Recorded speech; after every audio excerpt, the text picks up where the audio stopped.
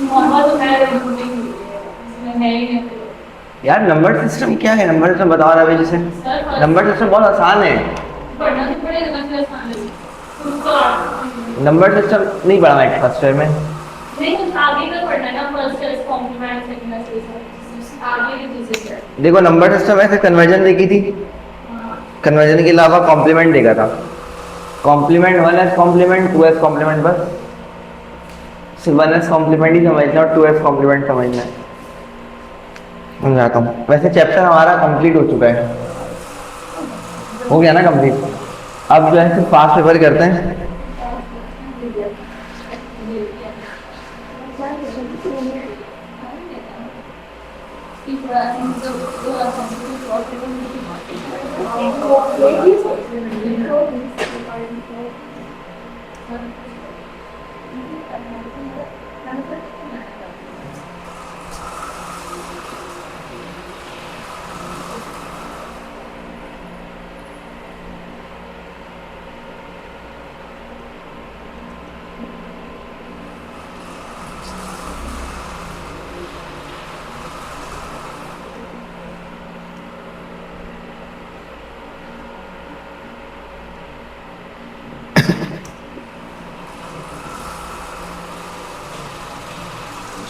तुम लोगों से पूछूंगा और तुम लोगों को जवाब देना है।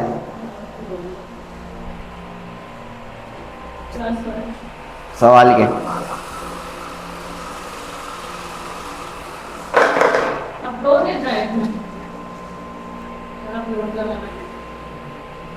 सब करवाऊंगा। वो सर प्रोजेक्ट पे लगा मुझे समझ नहीं आता देखने को नहीं समझ आ रही है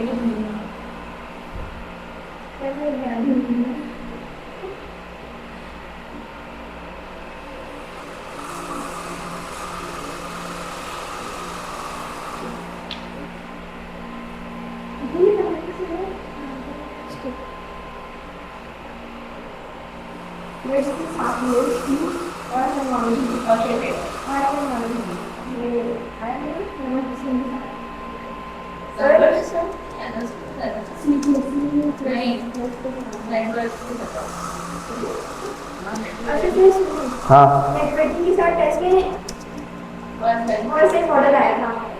हाँ तो वो तो फर्स्ट ईयर में पढ़ा था तो पढ़ा था। वैसा मॉडल नहीं पढ़ाया फर्स्ट ईयर में पढ़ा था तो इसलिए उनको मुझे याद करता रहता हमारा था। वैसा मॉडल में कितने लेयर्स हैं? Total layer, application layer, presentation layer, physical last layer है। Presentation, application, presentation, session, transport. All people seems to need data processing.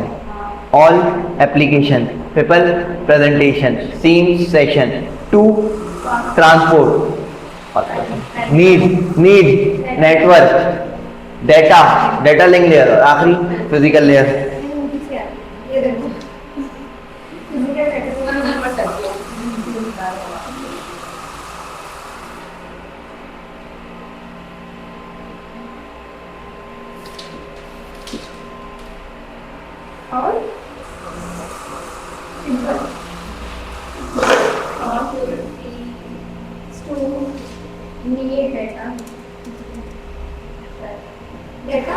Processing, all people seem to need data processing.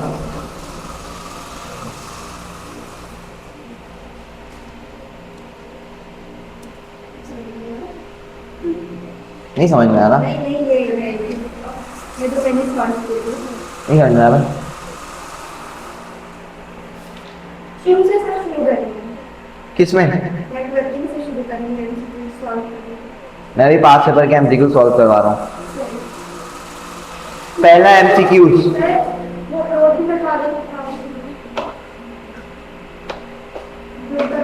अच्छा करती है। हाँ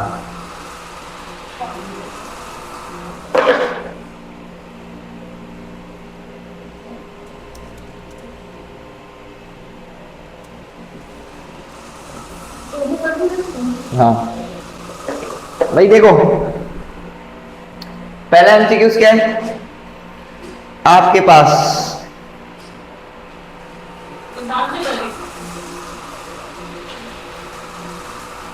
UNIVAC stand for UNIVAC stand for universal automatic computer. Pass paper के सवाल आता है, सही है। वो कह रहा है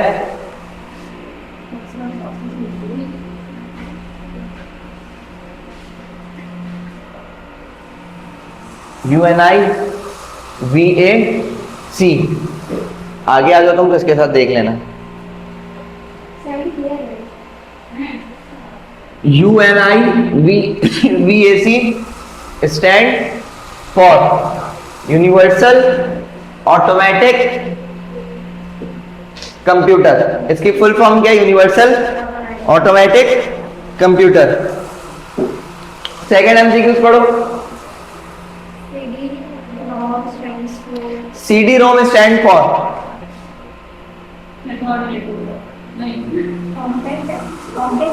कॉम्पैक्ट डिस्क। रोम की पता है? Read only memory. Compact disc read only memory. Third MCQs क्या कह रहे हैं आपसे? अभी हैं, अभी आएंगे, सारे आएंगे। पहला क्या है आपके पास?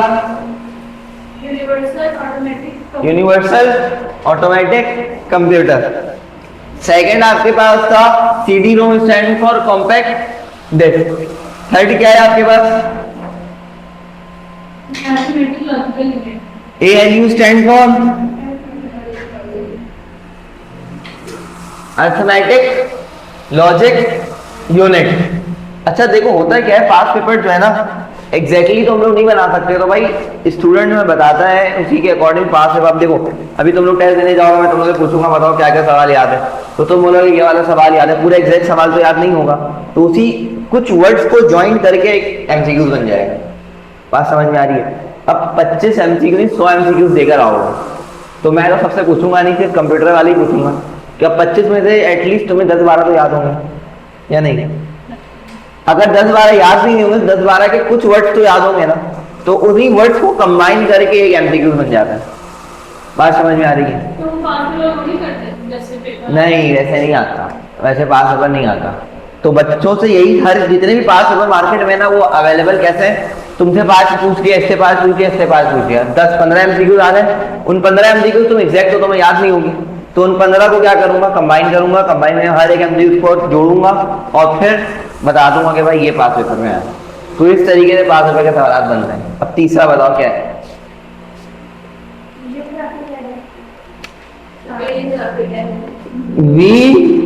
VGA video graphic array. Second, उसके बाद फोर्थ क्या आपके पास? एमसीक्यूज पढ़ो।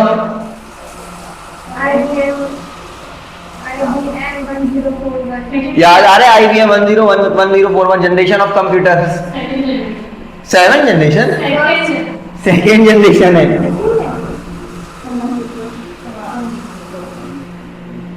याद है? जनरेशन ऑफ कंप्यूटर में बताया था, सेकेंड जनरेशन। उसके बाद क्या आपके पास?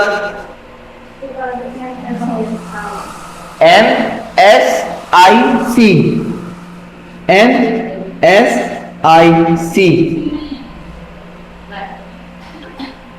MSI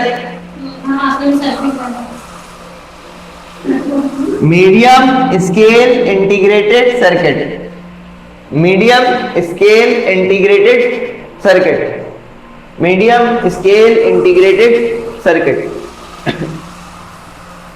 अब आगे बात क्या है?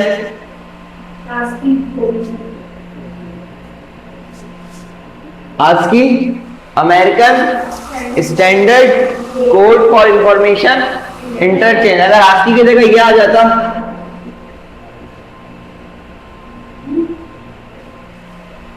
पढ़ाया फर्स्ट ईयर में EBCDIC, extended binary coded decimal interchange code. लिख लो, extended binary coded decimal interchange code. Extended binary coded decimal interchange code. Extended binary coded decimal interchange code. अब एमसीक्यूज में अगर यहाँ पे कोडेड की जगह कोड लिखा हुआ होगा तो गलत होगा। एक्सटेंडेड बाइनरी कोड नहीं है, कोडेड है। एक्सटेंडेड एक्सटेंड भी नहीं, एक्सटेंडेड, ये समझ लो। Extended binary coded decimal interchange code. आगे बढ़ो। Size of floppy disk B 1.44 megabyte, 1.44 megabyte. आगे बढ़ो।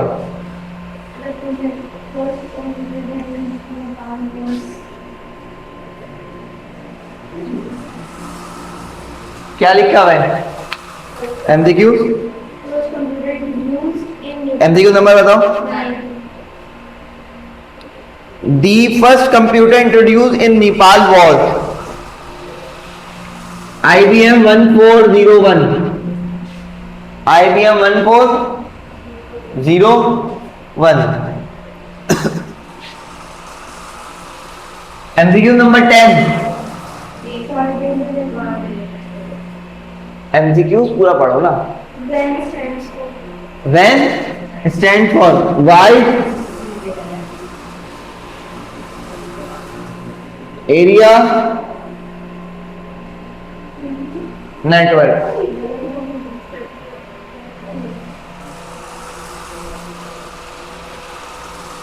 देखो वाइड एरिया नेटवर्क के बाद MICR फर्स्ट ईयर याद करो, printer, sorry MICR first year chapter number 1 scanning device. MICR OCR यार आ रहा है। MICR magnetic ink character recognition, या रीडर भी कह सकते हो। देखो एप्सिडिक आ गया दोबारा, जो मैं पढ़ाया था, इसके नीचे ही एप्सिडिक।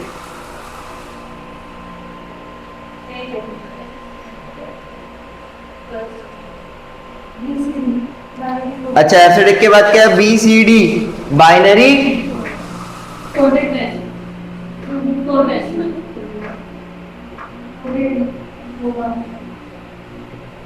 नंबर सेक्शन में पढ़ाया भी, बाइनरी कोडेड डेसिमल।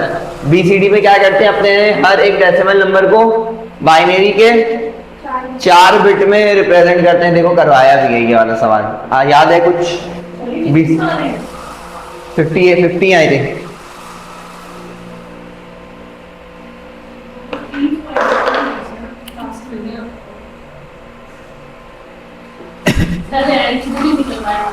हाँ क्या नहीं करवाया? ये 300 नहीं है, 289।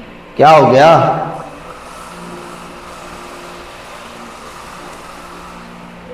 सर 289 90 होते हैं, 90 प्लस MCQ दोनों हो जाता है।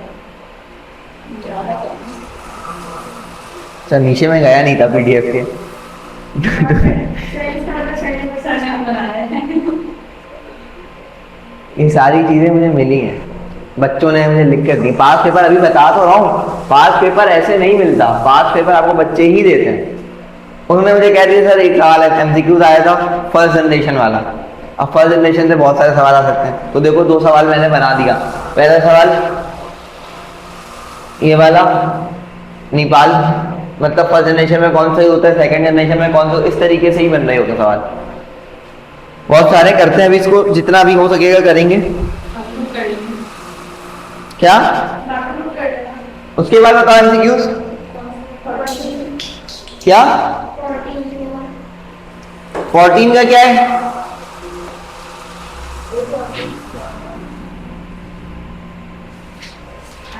IBM 1401।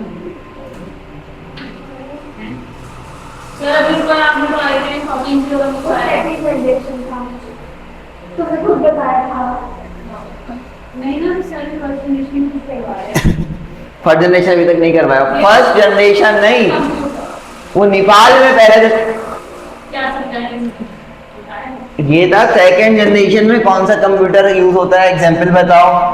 ये था आपके पास नेपाल का फर्स्ट कंप्यूटर। हाँ और यहां पर एमसीक्यूज में आपसे क्या बात कही जा रही है? Which of the following in first generation of computer was, जल्दी से बताओ, PDSS, जल्दी से बता दो, लिख तो दिया। आगे चलो।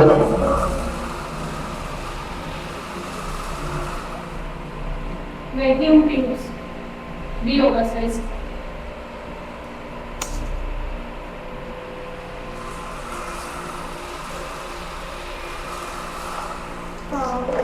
इसकी फुल फॉर्म नहीं लिखोगी?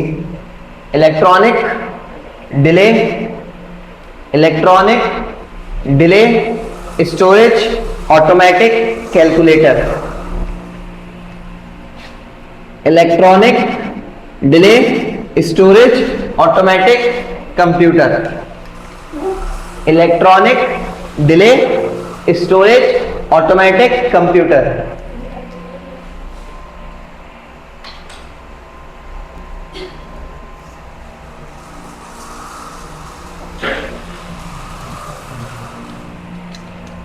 आ जाओ भाई,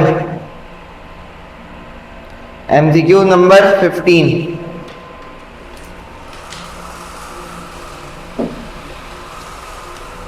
फर्स्ट जनरेशन में क्या यूज होता था? Vacuum tube. चलिए वैरेंस पे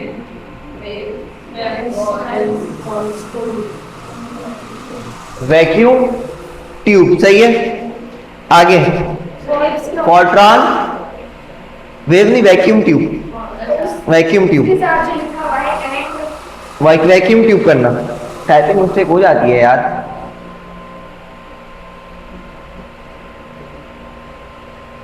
फॉर्ट्रॉन stand for,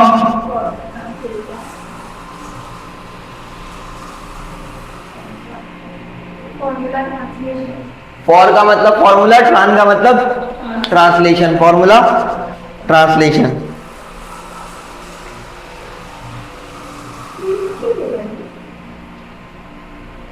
erasable, electrical, erasable, programmable, read only memory. याद करो फर्स्ट ईयर चैप्टर नंबर 1 पढ़ाया था, अच्छी तरीके से याद है। इसकी 3 टाइप होती है, double EPROM, EPROM, PROM. Programmable, read only memory, erasable, programmable, read only memory, electrical, erasable, programmable, read only memory. Electrical में नहीं है, इलेक्ट्रिकल नहीं है। पूरा लग गया था। इलेक्ट्रॉनिक है, ये बताया ना। इलेक्ट्रिकली कर लेना, इलेक्ट्रॉनिक, इलेक्ट्रिकल नहीं लिखा हुआ है ना, इलेक्ट्रॉनिक्स लिखा हुआ है तो इलेक्ट्रॉनिक्स तो नहीं होगा, तो इलेक्ट्रिकली या फिर electrical.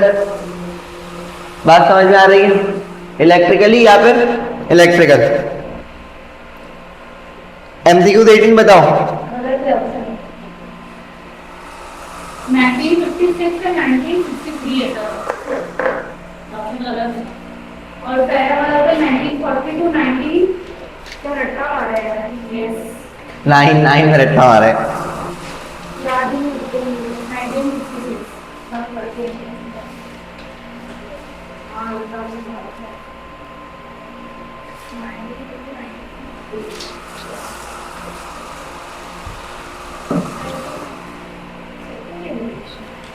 Second generation computer was developing during, first generation कब आया था?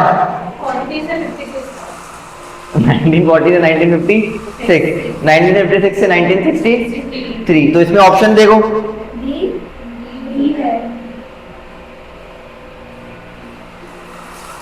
65 कब जाता है? हाँ वाला चला 1956 से 1963 सेकेंड जनरेशन जो है ना, आगे बात याद करो, मैंने लिखवाया भी जनरेशन ऑफ कंप्यूटर में। 1956 से 1963, तो ये करेक्ट कर लेना, 1956 से 1960, अगर मैंने पूछ लिया थर्ड जनरेशन का तो फिर किसमें टिक जाएगा? 1963 से 1974। लेकिन इसका तो नहीं है ना, एमसीक्यू गलत है ना। 1963 से 1970 वो था 71। ये जो है ना, आप जो मैं लिखवाया था 4 वो 9 की बुक में जो है ना वही वाला है, इसको चेंज नहीं करना, यही सारे हैं, सही है।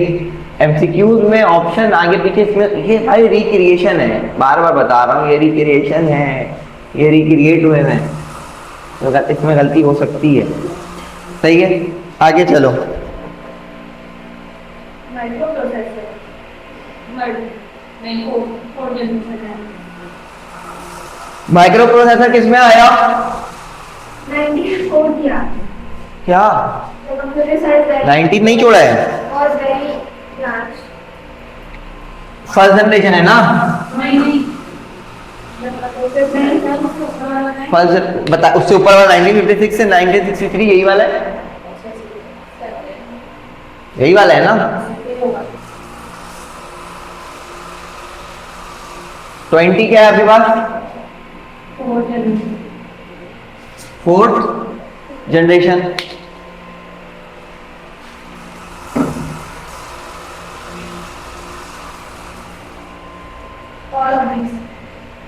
किसमें?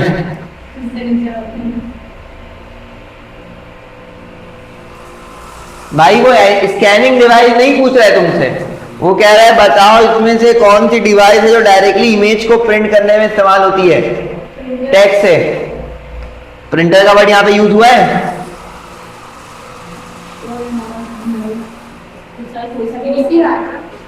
OMR मार्क को आइडेंटिफाई कर चुके हैं। MICR मैग्नेटिक इंक जो चेक पे होते हैं, क्या बचा? OCR टेक्स्ट के लिए याद है, बताया था आप फर्स्ट ईयर में, याद करो, जिसमें एक में OCR A और OCR B अल्फाबेट चेंज थे, टेक्स्ट चेंज था। हाँ याद किया। चेक के ऊपर जो नंबर होते हैं ना, उभरे उभरे हुए देखा होगा, उस नंबर के लिए यूज होता है। आउटपुट क्वालिटी डॉट पर इंच।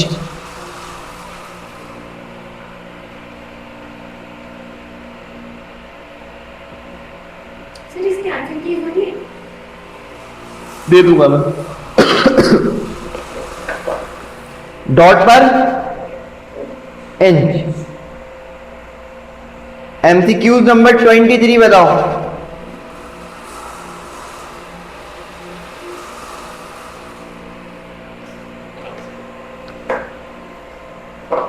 सोच समझ के बताना। Analogue computer is,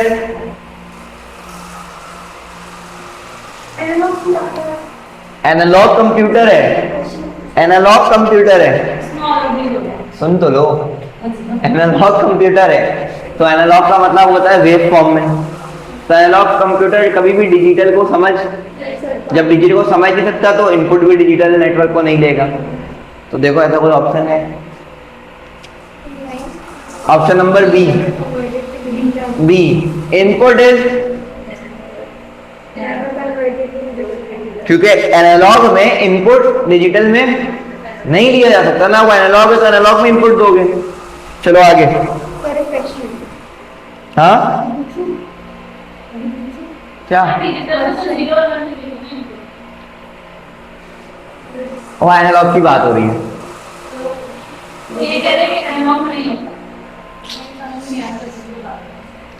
In analog computer, option number A, input is first converted to digital form, input is never converted to digital form, output display। देखो एनालॉग कंप्यूटर है तो analogue computer का मतलब होता है वेव फॉर्म। हम जब analogue computer use कर रहे हैं तो डाटा भी इनपुट किस में देंगे? एनालॉग में देंगे ना।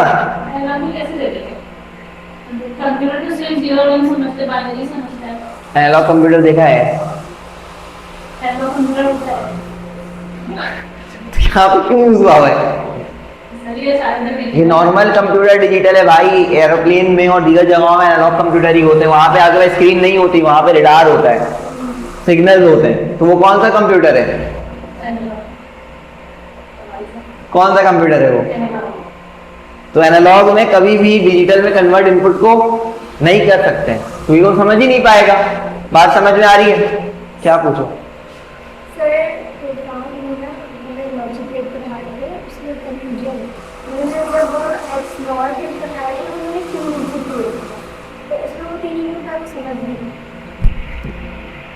क्लास में। कौन सा गेट, 24 कौन सा गेट, कौन सा था? X नॉट गेट एंड की दो गेट एंड के दो गेट बुक है, फिजिक्स करवा दूंगा है।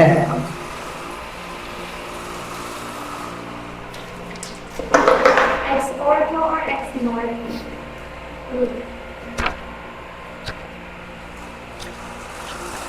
कौन सा चैप्टर है? 2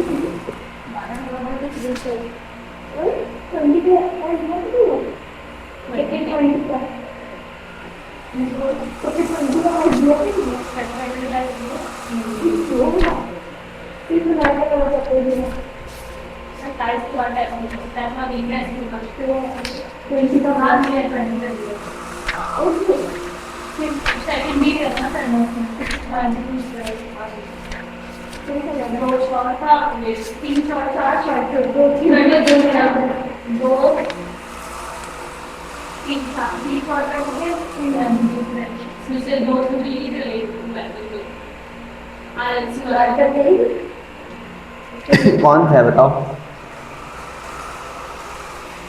जब तक तुम दोनों मैम से कुछ बताओ। चौथा क्या होगा? Latest generation computer introduce. जितने भी लेटेस्ट जनरेशन के कंप्यूटर है ना, वो सीक्वेंशियली भी वर्क करते हैं और पैरेलल भी वर्क करते हैं। बात समझ में आ रही है?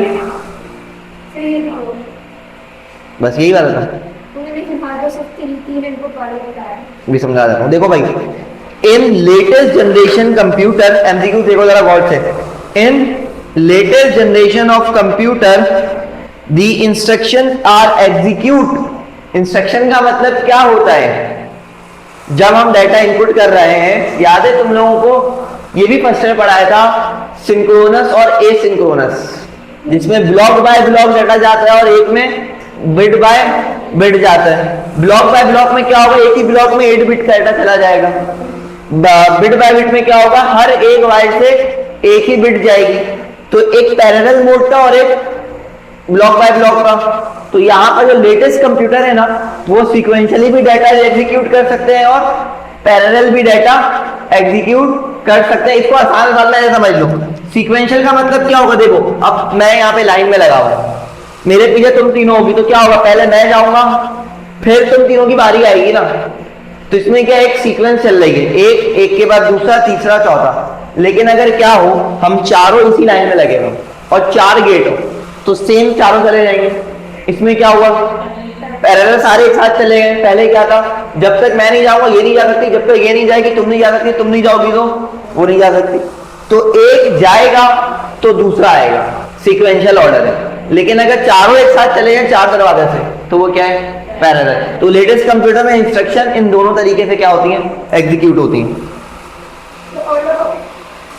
ऑल और नहीं, बोथ सीक्वेंशियली एंड पैरेलल। जब बोथ का ऑप्शन है,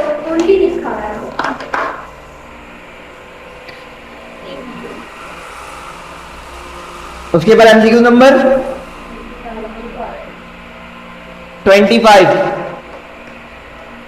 ENIAC। ENIAC देखो यहां पर UNIVAC था, इसकी फुल फॉर्म क्या थी?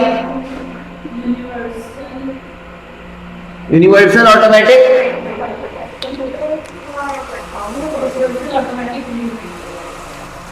इलेक्ट्रॉनिक न्यूमेरिकल इंटीग्रेटर एंड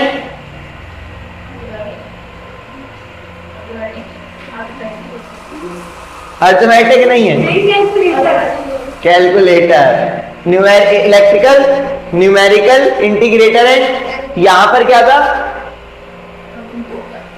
हाँ, यहां पर कैलकुलेटर होगा, याद रखना। यूनिवर्सल ऑटोमेटिक कंप्यूटर अभी बताया, दोनों जगह सी है, लेकिन एक में कैलकुलेटर और एक में, इसमें क्या? Universal automatic computer electrical numerical integrator and calculator. आगे चलो। बनाया किसने था? 25 बता रहा हूँ ना, यही तो बता रहा हूँ, ये तो मैं एमसीक्यू पढ़ा रहा था। तो electrical numerical integrator and calculator, electrical, numerical, integrator and calculator.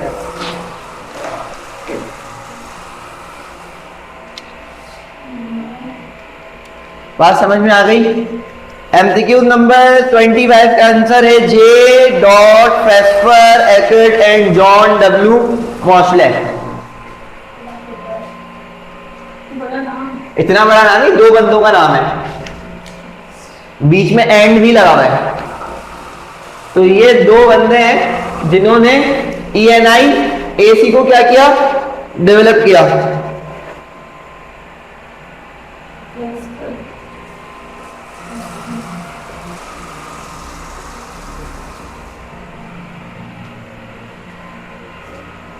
बहुत बच्चों वाला सवाल, एमसीक्यू नंबर 26, तुम सब बताओगे मुझे।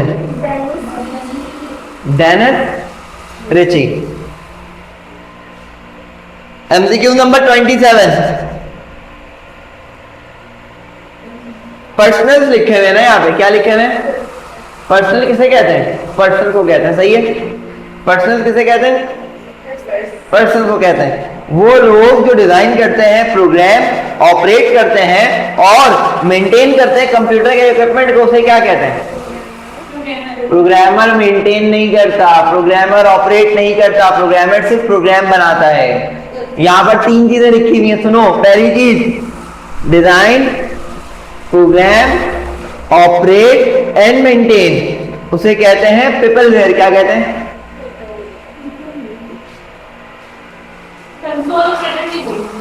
नहीं, कंसोल ऑपरेटर का काम क्या होता है? कंसोल को ऑपरेट करना। क्या कंसोल?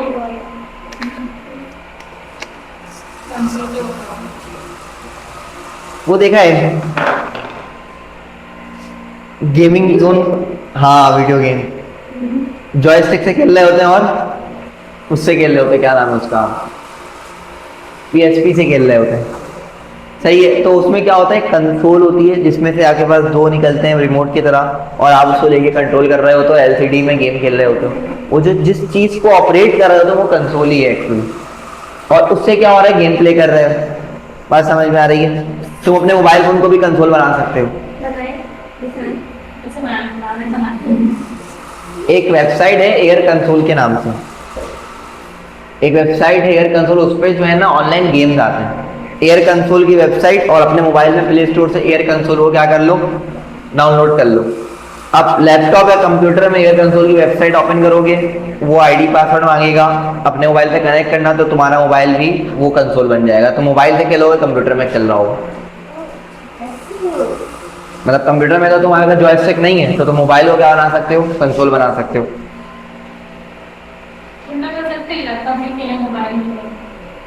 तो मोबाइल को कंसोल कैसे, लैपटॉप को कंसोल कैसे बनाओगे?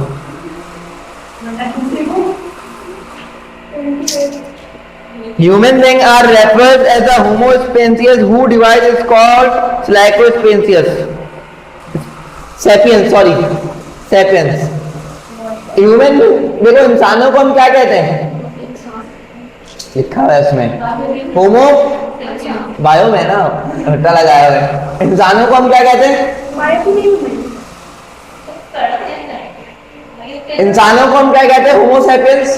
तो मुझे बताओ ऐसी कौन सी डिवाइस है जिसे हम स्लाइको सेपियंस कहते हैं? जल्दी से बताओ। अल्लाह के बंदो, बायोलॉजी में इंसानों को होमो सैपियंस कहते हैं। आपके दिल को क्या कहते हैं? Cardiac, cardiology. तो ह्यूमन को हम क्या कहते हैं? ह्यूमोलॉजी। मैं ही बायो था 9-10 में। तो भाई आप अपने इंसानों को हम बायोलॉजी में होमो सेपियंस कहते हैं। तो बताओ ऐसी कौन सी डिवाइस है जिसे स्लाइको सेपियंस कहेंगे? तो याद करो, स्लाइको सिलिकॉन। सिलिकॉन किसमें होता है भाई? कंप्यूटर, उसमें ना सीपीयू है, ये हार्डवेयर है, सिलिकॉन है इसमें। सिलिकॉन सैपियंस, हाँ, जो सिलिकॉन से बनी हुई चीज है। तो कंप्यूटर में जो है कंप्यूटर जो है वो सिलिकॉन से बना हुआ, याद तो बताया था। तो सर इसमें ह्यूमन को और सिलिकॉन को क्यों रिलेट किया गया? यार वो एक एग्जाम्पल दी गई है कि इंसानों को जब होमो सेपियंस कहते हैं तो बताओ इसमें से कौन सी डिवाइस है जिसे हम सिलिकॉन सेपियंस कहते हैं। बस सिंपल सी चीज है। लेबोरेटरी में सिलिकॉन को नहीं करते। एमसीक्यू नंबर 29, एरर देखो, अगर सॉफ्टवेयर और हार्डवेयर में एरर आ जाए उसे बग कहते हैं। अगर what is the alternative computer jargon of it, तो बताओ एरर का ऑल्टरनेटिव क्या है? प्रोटेक्टर। एक बात बताओ, ऑल्टरनेटिव एक बात बताओ, H2O, H2O का दूसरा नाम गैस, वाटर, H2O का दूसरा नाम वाटर, ऐसा ही है ना। अब एक बात बताओ, अगर सालन में, सुनना ऑल्टरनेटिव की बात कर रहा हूं, सालन बना रहे हैं, टमाटर डालते हैं, अगर वो नहीं है एट अ टाइम तो उसका ऑल्टरनेटिव क्या है? दही। तो यहाँ दही है, आता है ना वो, सही है। तो अब एक बात बताओ, यहां पर एरर को हम बग कहते हैं तो उसको अल्टरनेटिव वर्ड क्या यूज करेंगे? ग्लिच। क्या यूज करेंगे भाई? ग्लिच। ग्लिच बताऊं कि अगर तुम लोगों ने ग्लिच में एग्जांपल देता हूं, अगर तुम लोगों ने इनशॉट यूज किया, इनशॉट यूज किया वीडियो एडिटिंग वाला सॉफ्टवेयर, उसमें अगर वीडियोस अगर देखी होगी तो वीडियोस होती हैं लेकिन कुछ फटी पटी सी एक ट्रांजिशन आ रही होती है, अगर देखा हो, नहीं देखा? इन शॉर्ट आप वीडियो एडिटिंग करते हो ना, तो वीडियो एडिटिंग में, वीडियो एडिटिंग किसी में भी करो, एक ट्रांसफॉर्मेशन का नाम है ग्लिच। ग्लिच में क्या होता है, वीडियो चल रही होती है लेकिन ज्यादातर ग्लिच में लोग रेनी डेज में या सैड उसमें बना रहे होते हैं, वीडियो चल रही है लेकिन वीडियो में थोड़ी सी कट टाइप की चीजें आ रही होती है, अगर देखा हो, ग्रीन ग्रीन सा अगर देखो, तो वो आती है चली जाती है, आती है चली जाती है, अगर देखो उसे कहते हैं ग्लिच। तो यहां पर भी एरर का दूसरा नाम ऑल्टरनेटिव ग्लिच है।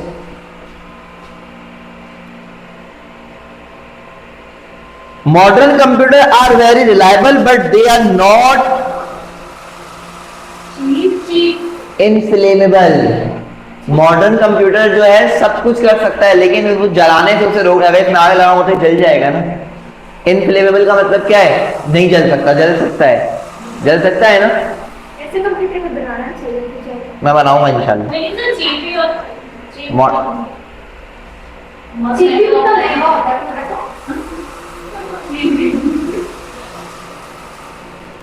एमसीक्यू नंबर 31,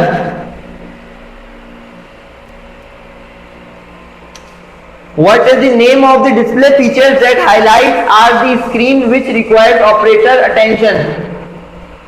ये ना ज्यादातर हम ना उसमें यूज करते हैं वीडियो एडिटिंग में, और जो है ना आपके फिल्म की शूटिंग वगैरह, इसे कहते हैं रिवर्स वीडियो। क्या कहते हैं? Reverse video. समझ नहीं आया। छोड़ दो यार, देखो सर ये इतने बड़े-बड़े इंस्ट्रूमेंट्स कैसे आते हैं और वही सर मेरा हाँ भी बता रही हूँ। दिखा दे रहा हूँ मैं।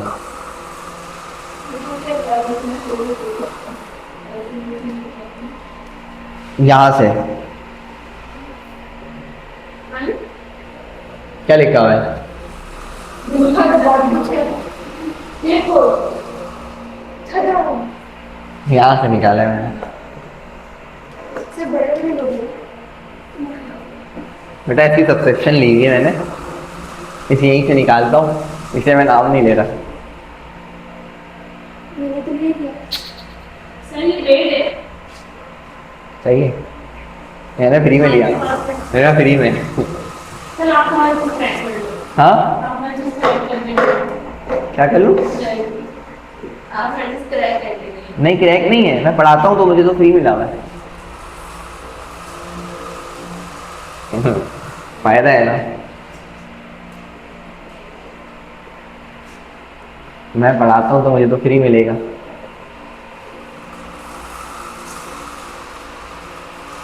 पॉइंट निकलवा सकते हैं। हाँ निकलवा लो।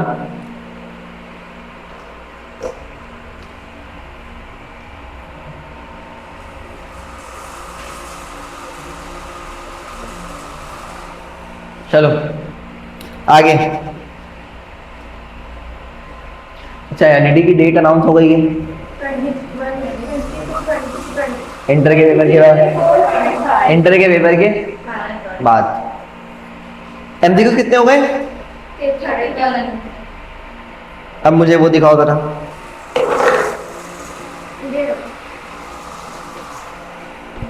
ये गेट मैंने तुम लोग को पढ़ाया भी है, कुछ और समझ में आ गया था। मुझे समझ नहीं आ रहा कि वो जैसे मुझे होता है ना कि ये समझ नहीं आ रहा। नहीं ये तो आ गया नहीं इसमें ये समझ नहीं आ रहा। उसमें हमने ये याद किया था कि जिसमें सेम है उसमें 0 और जिसमें डिफरेंट है उसमें 1। हाँ तो इसमें कैसे आता है? बता देता हूँ ना मैं। ए 0 1 0 1 0 1 0 1 1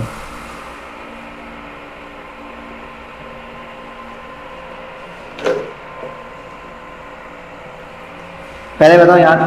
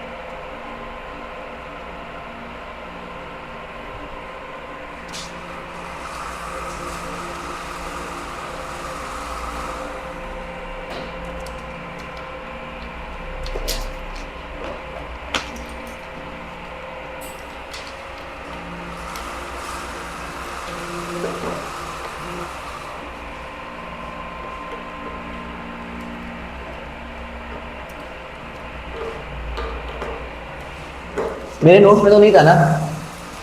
मेरे नोट्स में तो नहीं था ना? हाँ ड्राइव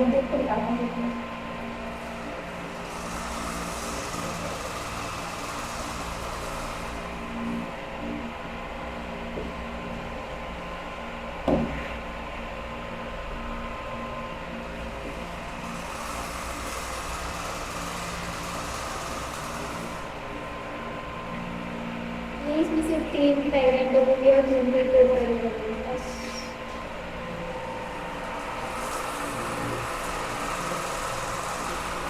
तुम्हारी मुश्किल को रवि आसान कर देते,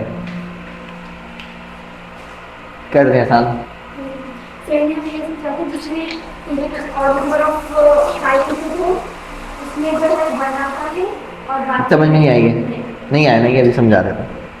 और कौन सा समझना है? मतलब वो आ गए समझ में मसला ये है कि जब हमने इस तरह किया था तो वो बड़ा हर में सेम ट्रिक नहीं हो सकती ना।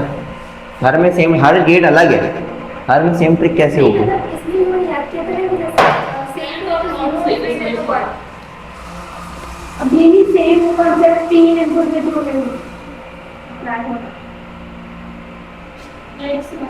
एक्स और बाबू एक्स नॉर तुम दियो मुझे। पेज नंबर क्या था?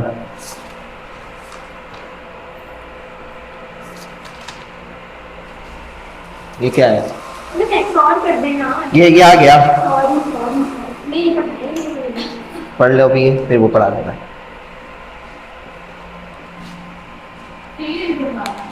हाँ एक्स नॉर सही है, एक्स नॉर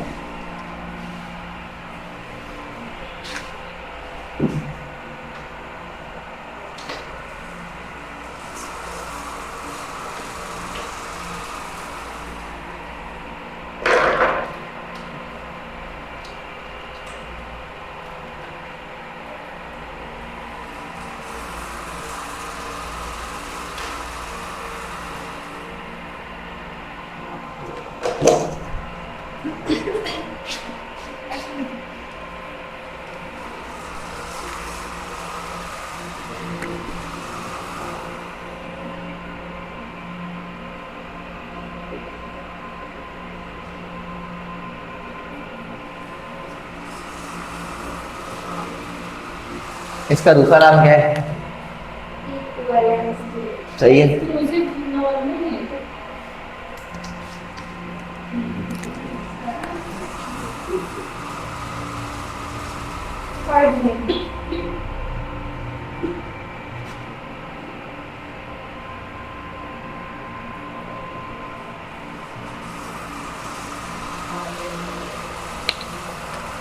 थर्ड में अब सुनो, इसमें टू इनपुट वाला बताया था, इस टू इनपुट वाले की इक्वेशन बताओ क्या थी? ए प्लस बी, शॉर्ट बताओ। ए प्लस बी प्लस के ऊपर डिवाइड। हाँ ये नहीं नहीं डॉट है, हाँ डॉट। देखा? अब इसकी इक्वेशन देखो, कितने इनपुट है इसमें?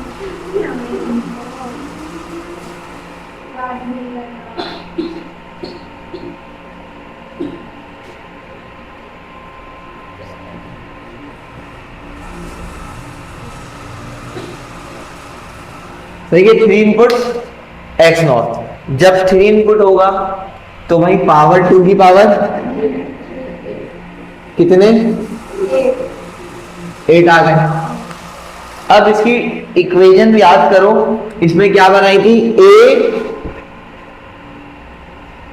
दो इनपुट की ए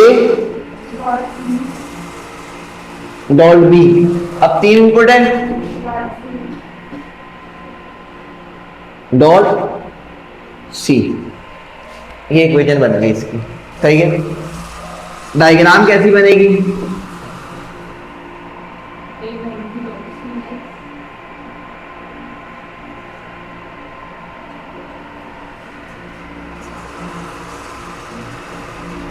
प्लस ए बी बाहर होगा ना। बाबू यहाँ पर तो वो शॉर्ट वाले बता रहा हूँ ना।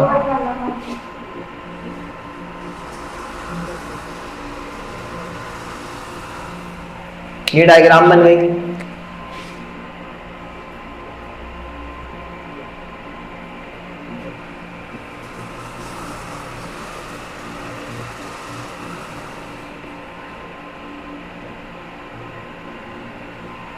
ये मिल गया, यही मिला।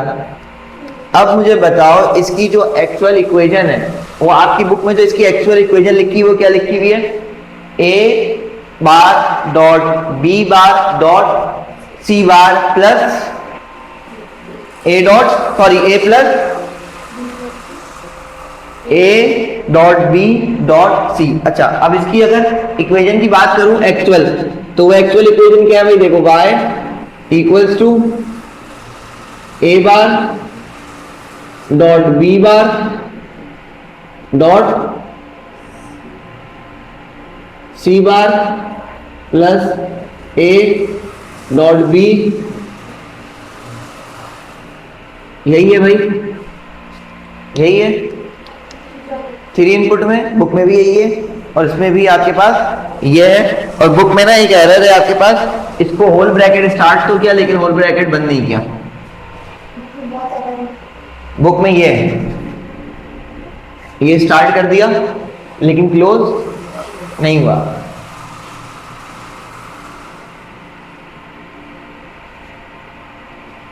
अब सुनो, बहुत आसान है इसकी ट्रुथ टेबल, कोई रॉकेट साइंस नहीं है।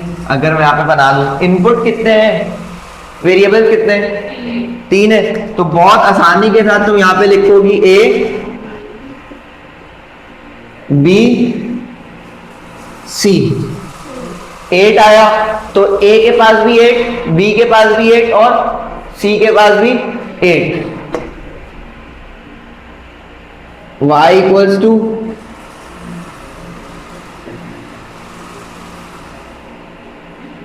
ये तुम्हारे पास क्या आ गया? आउटपुट आ गया। ऐसे भी लिख सकते हैं और ऐसे भी लिख सकते हैं। आउटपुट आ गया। अब देखो, हमेशा स्टार्ट करेंगे 0 से।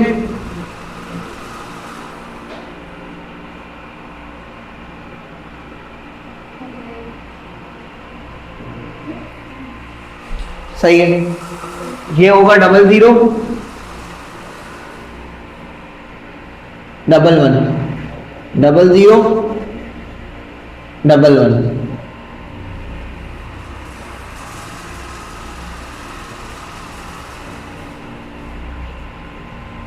4 टाइम 0, 4 टाइम 1। अब याद रखना अगर 3 इनपुट है ना तो यहां पर दो चीजें होती हैं, इवन और ऑड। इवन में क्या कहा था? 1। इवन में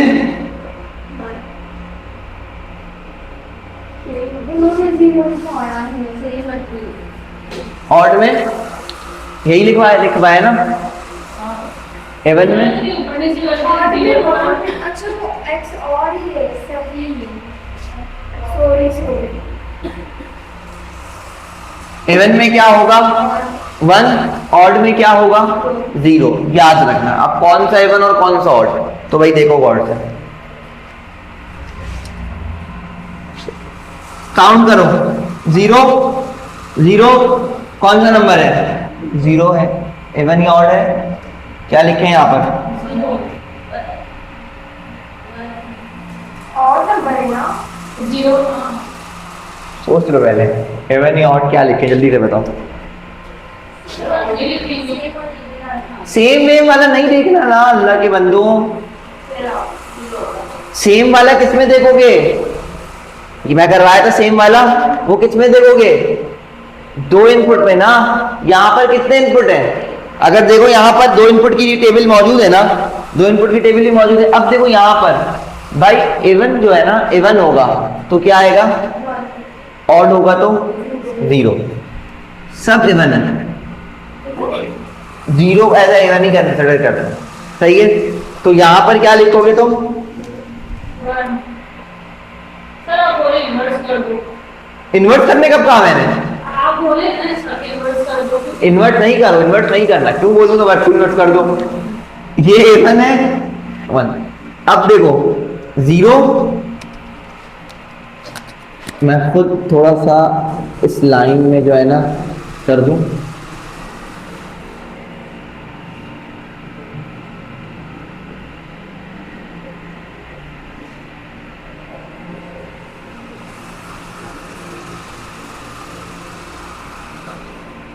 अब कोई कंफ्यूजन नहीं होगा, अब समझ लो। ये सारे 0 हैं, 1। कितने 0 हैं? 1 कितनी दफा है? एक दफा 1 है। अब ये 1 0 नहीं, 1 एक दफा है। और 1 कौन सा नंबर होता है? ऑड होता है। तो ऑड में क्या आएगा? 0। अब सुनो, 0 1 1, पूरे में ना सिर्फ 1 देखना, 0 नहीं देखना। 1 कितने दफा है? एक कौन सा नंबर है? ऑड। सर यहाँ से यहाँ पे मैं बता रहा हूँ ऑड होगा तो 0, इवन होगा तो 1। लेकिन 1 कितने दफा है यहाँ पर? 1 कौन सा इवन है या ऑड है? इवन है या ऑड है? सुनो, कंफ्यूज नहीं हो। एक दफा 1 लिखा हुआ है। कितने दफा 1 लिखा हुआ है? 2 दफा। 2 कौन सा नंबर है? और तो ऐसे हाँ, यहाँ पर कितने दफा लिखा हुआ है? एक कौन सा नंबर है? कितने दफा 1 है? 4 कौन सा नंबर है? इसी तरीके से काउंट करना है यहाँ पर। तो यहाँ पर गौर से देखो 1 कितने दफा है और 1 कौन सा नंबर है? ऑड। 1 कितने दफा है? 2 कौन सा नंबर है? 1 कितने दफा है? 1 कितने दफा है? 1 कितने दफा है? 3 कौन सा नंबर है?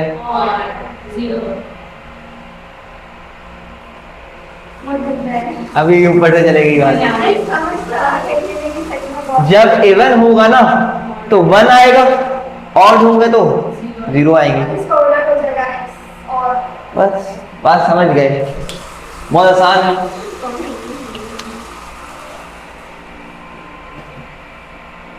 अगर इसकी इक्वेशन से करें, देखो इक्वेशन पे रखो, इक्वेशन देखो। अगर ये याद नहीं कर पा रहे हो ना, इक्वेशन याद कर लो।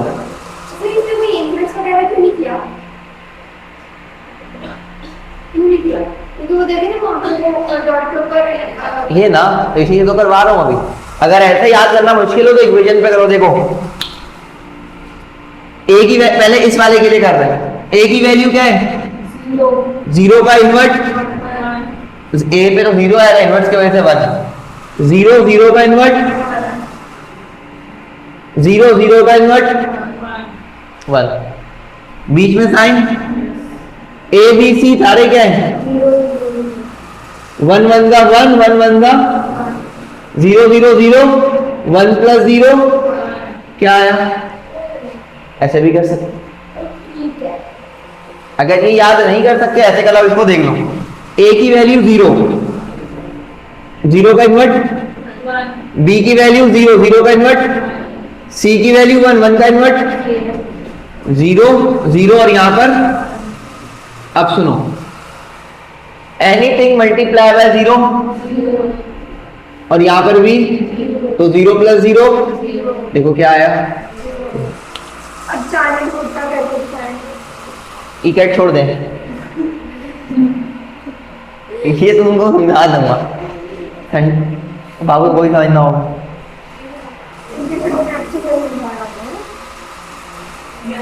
बस समझ गए, चलो सर कंप्यूटर में तो सिक्योर होता है ना, तो सर कंप्यूटर में तो इस तरह नहीं आएगा ना, इसके सवालात से मैं पागल हूँ।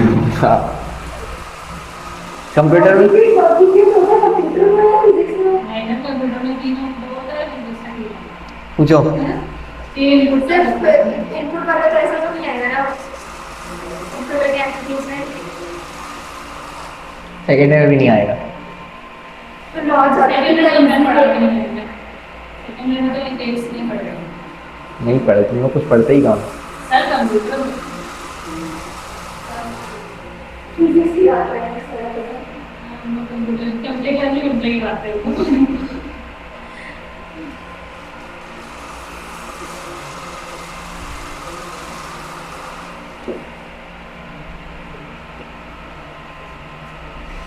सर थोड़ा सा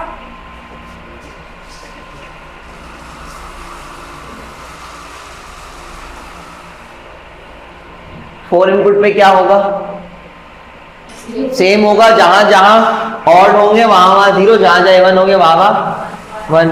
अब देखो ऑड 4 इनपुट में क्या हो जाता है, ए बी सी डी, 4 0 होते हैं 1, यहाँ पर 1 0 होता, 16 बनेंगे, 2 की पावर 4 इक्वल्स टू 16, बात समझ गए।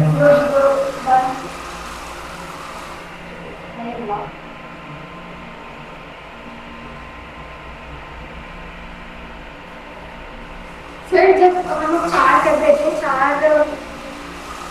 4 0 थे, वो इवन हो जाता, हाँ इवन हो जाता तो बाकी तो ही तो रहता, 1 ही तो रहता, तो फिर कैसे जहाँ 0 है वहाँ बना, वहाँ जहाँ है वहाँ 0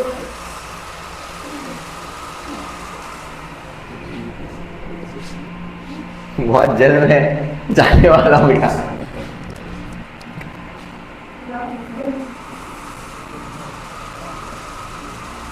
अभी देखो, अब गौर से सुनो, इवन पे क्या होगा, अब इस चीज को देखते हुए चलना, ऑड पे क्या होगा 0,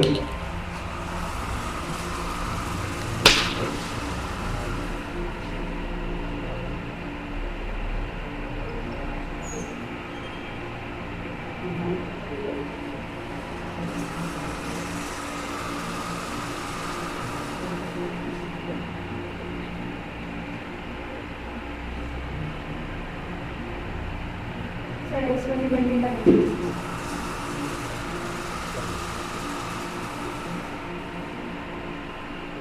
एक वाली डंडी आ गई, अब आ गई ना। अब सुनो, यहाँ पर A B C D Y equals two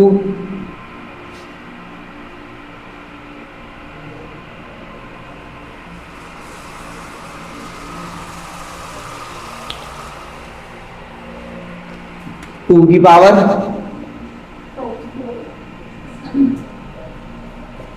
equals to 16। देखो नजर आ रही है, ये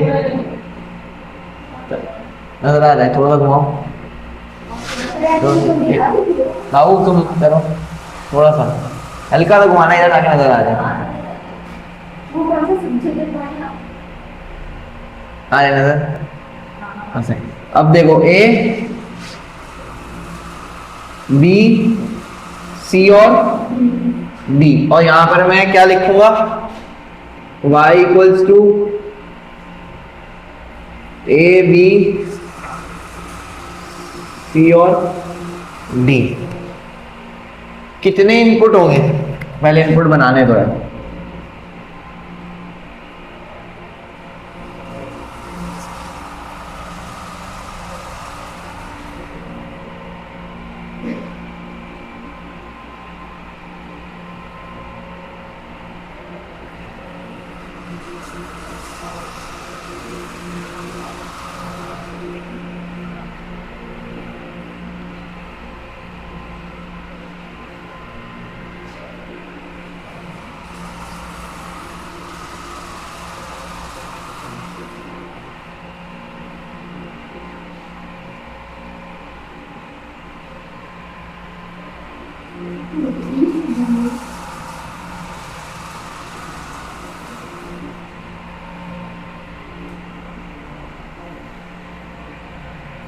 हो गए 16, पूरे 16। Yes.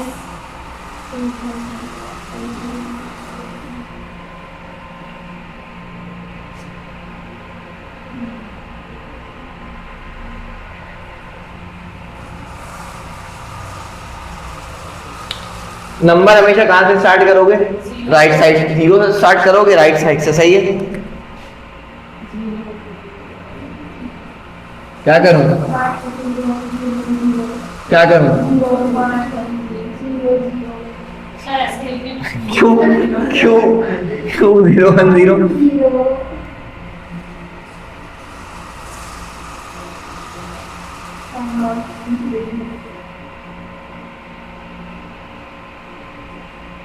इतने दफा में तो याद हो जाना चाहिए।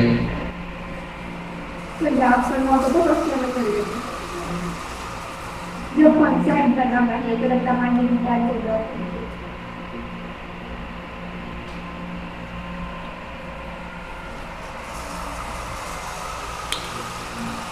अब देखो क्या होगा, 1 है, 1, एक दफा 1, एक दफा 1, दो दफा 1, एक दफा 1, दो दफा 1, दो दफा 1, 3 दफा 1, एक दफा 1, दो दफा 1, दो दफा 1, 3 दफा, 2 3 3 4। प्रोसेस करते हैं। सर पहला वाला नहीं हुआ। एक भी बन गई ना? एक ही हुआ। अच्छा सर एक्स एक सारे 0 है ना, एक्स नॉर और इवन। एक्स नॉर और एक्स और में हम लोग सिर्फ 1 को देखा। हाँ अगर 1 इवन होगा हाँ। तो 1, हाँ अगर 1 और होगा हाँ, और जिस X और जिस मैं एफर्ट हूँ उस दिन ये। और जब एक्स और होगा तो जब 1 इवन होगा तो और जब 1 और होगा हाँ तो हाँ हाँ ना, सही। समझ गए मसला।